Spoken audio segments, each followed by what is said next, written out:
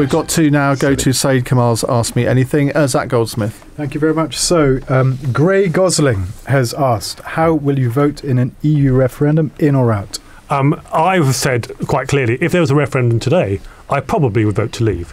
But actually, at the moment, what's great about it is David Cameron's trying to negotiate a new deal, very simply on the Eurozone versus non-Eurozone, an end to ever closer union, making sure that national parliaments have more power, more competitiveness. If he gets that deal, then I may well consider voting in. But actually, at the moment, I'm more likely to. Well, let's just quickly answer the other three. How would you vote? 100% agree with his answer. It was a gift to you, Stephen. question. Thank you. Thank you. I want the reform so that we can stay in. Okay, Andrew. The vote probably today. I mean, it's election day, Syed. They're poised over the ballot paper. I asked you your view, Andrew. And is your view coming in or out? In or out? Absolutely okay, out. Fine.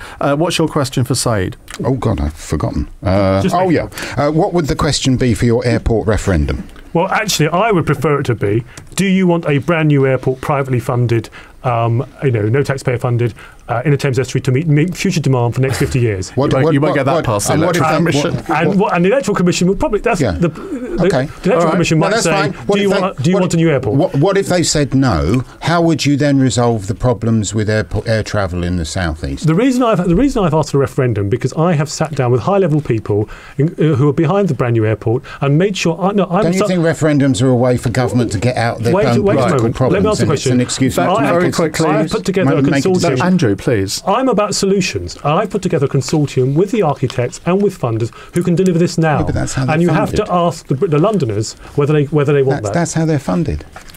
Stephen.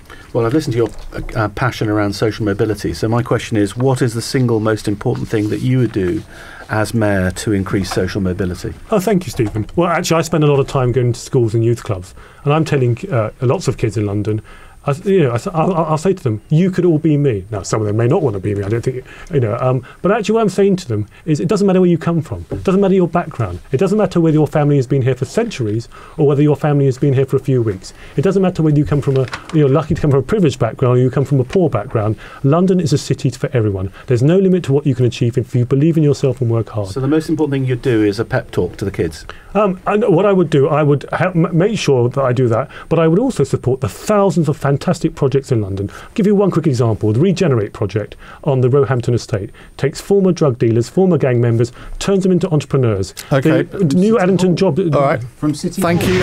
My question is, as mayor, what would you do to make the lives of everyday Londoners less expensive?